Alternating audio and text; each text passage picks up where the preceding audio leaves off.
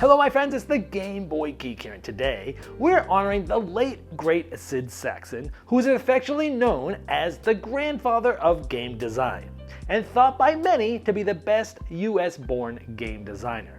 Now he stood in front of a wall of his games a half a century before it was cool to do so. Today, we're going to be continuing Sid's legacy with the Sackson Legacy Collection.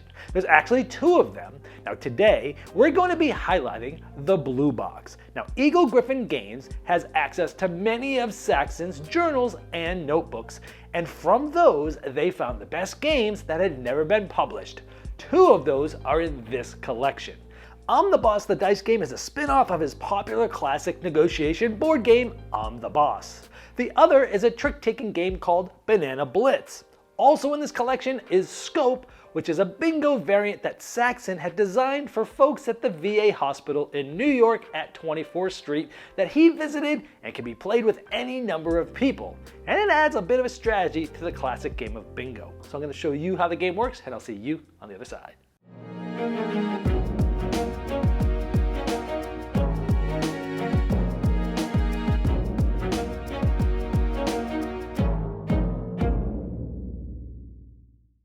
This is a preview, so all the art and components you see here are not final. They're prototypes. To see all the most up-to-date art and components, check the link in the description of this video. I'm the Boss, the dice game is a spin-off of the popular board game, I'm the Boss. Now you're trying to have the most money at the end of 8 deals. Now how you're going to get money is, there's going to be a boss for each deal. There's 4 sort of quarters of the game. We have quarter 1, 2, 3, and 4, and each quarter is going to have 2 deals. A boss is going to go in successive order, and there's going to be a deal. Now, depending on the quarter that's in, there's going to be a certain amount of money up for grabs. Like this is in Q1, so this is worth 8 million, so this one's worth 6 million. Then after these 2 are done, we'll go to the second quarter, where things are going to be worth more money, third quarter more money, and fourth quarter more money. So as the game goes on, the deals get bigger and bigger. And so how do these deals get done? How do these payouts happen? Well, one player is going to be the boss, and depending on the deal, they're going to try to put a deal together with people with different expertise. Because you'll see different industries: financial, tech, science, legal, political, and media. And these icons and colors match the types of experts that are needed to put this deal together. For example, this one needs any 2 of the tech, science, and media, and one of these 2 of financial and political. Now at the top, the players will start at certain expert levels of these different ones, like the yellow player is financial and this green player is political. So from those 2 players, by default, one of those will be in this deal. And from the other experts, 2 of these. The boss is always in the deal. So the boss is negotiating, trying to cut people in or out and trying to see, well, how can we put a deal together? You're trying to negotiate. The boss is obviously trying to make the most money, but they're also trying to, make sure that these people get less money. But if a deal can't be made, then nobody makes money. So everyone kind of wants a deal to go through, but it's an interesting set of real-time negotiation. Now, all you're negotiating for is money. And again, in this case, it's a quarter 1 part of the game. This is worth 8 million. So the boss has to figure out, there's 2 people here, there's a third here, so 2 plus 1 is 3, plus the boss. So there's 4 people. If you split it evenly, that's 2 million apiece. But that's not typically going to happen. So you try to figure out how to split it up and how to do things. However, as you're negotiating and doing these things, there might be a little bit of standoffs. There might be some things that you're heard about from earlier negotiations, but players have influence cards. Now players start with 3 of these cards. They're hidden, and you might be able to take over and become the boss of the deal right before it's done, if you will, and then you turn the tables and you're the boss, and these cards are played and then discarded.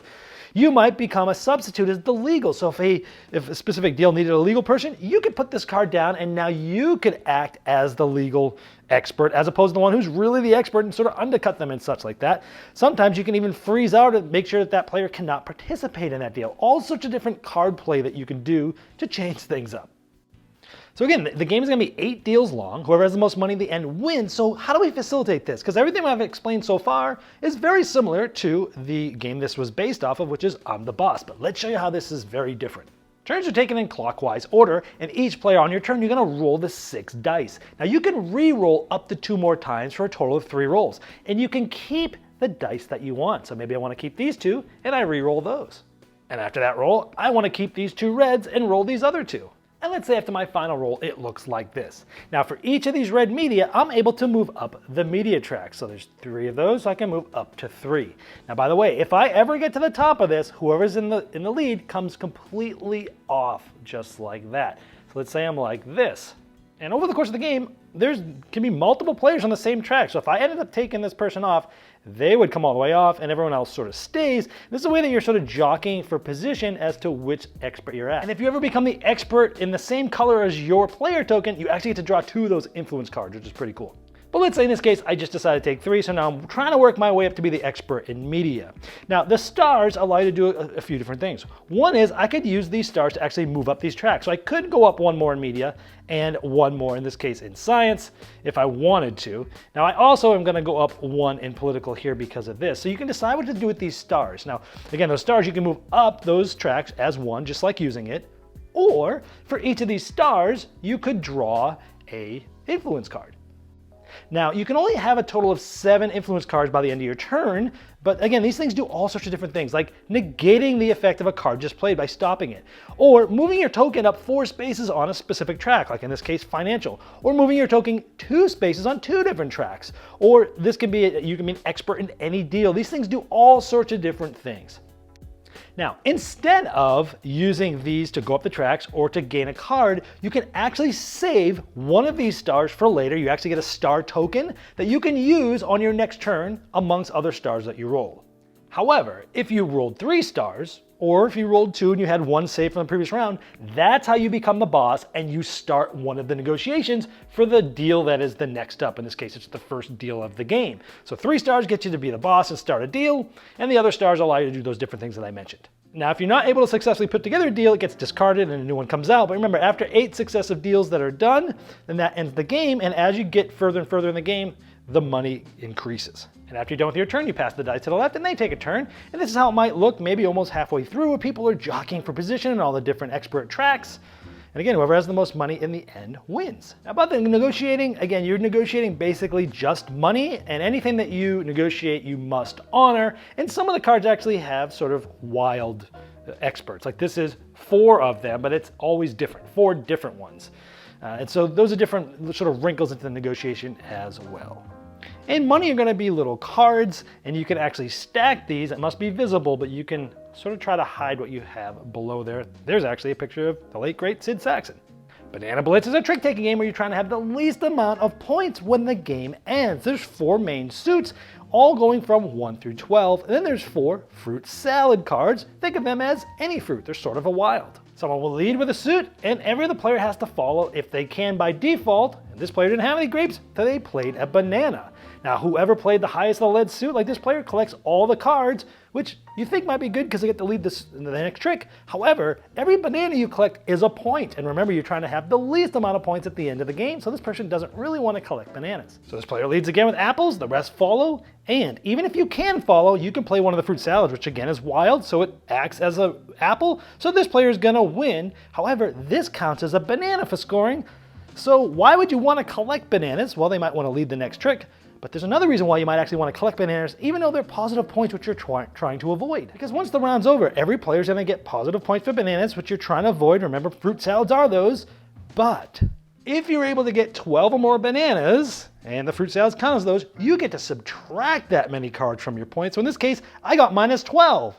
Instead, if I just had 10 of these, I would have gotten plus 10. Big swing, so you're either trying to sort of shoot the moon with bananas or stay away from them.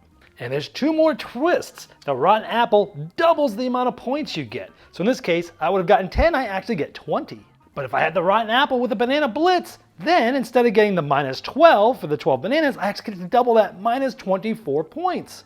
Now each player actually starts with 25 points. The game ends when someone gets 50 points, whoever has the lowest points wins. But also, if you get to 0 points, like if I were to get down all the way to 0 with this, I would immediately win the game. Now there's one more twist. The 7 of grapes is the glorious grape and it halves it. So if I only had 10 bananas, instead of getting 10 points, I only get 5. Seems pretty good, right? But you don't want the glorious grape if you're doing a banana blitz, because normally I would be getting minus 12 points here, but now I'm only getting minus 6. So it could be good or bad depending on what you're doing. So as you can see, it has some standard trick-taking elements, but definitely some interesting twists. Scope can be played by any amount of people at once, and Sid designed this for those that were in the VA hospital.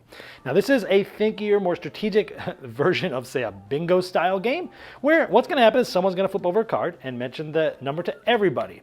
Then anyone or everyone is going to take this number and either cross off that number on their scorecard or use numbers that add up to this number.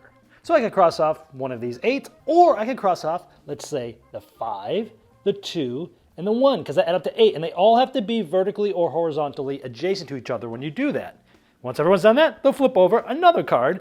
Now, there is 20 cards in this deck. 1 through 20. Each number's there once, and you're trying to, if you can, complete this, because at the end of the game, once all the cards are gone, whoever has the least amount of numbers that aren't crossed off is going to be the winner. So now I can mark off a single 2 or 2 1s that are next to each other. Now, if I mark this 2 off, I'm going to really be, making sure that this 7 is only going to get done by the 7 card, and hopefully I know if that card's been pulled or not. It's early in the game, I kind of know that, but you're thinking about those types of things all the way through. So at the end of this game, I had 1, 2, 3, 4, 5 numbers left over. Whoever has the least amount left over is the winner.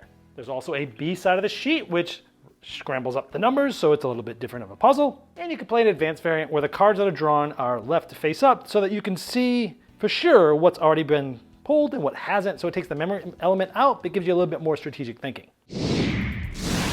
Well, there you have the blue box of the Sackson Legacy Collection. And as I showed in the overview, there are 2 never-before published games, as well as a little-known title for everyone. And if you want to learn more, including how to get your hands on this, you can click the link below.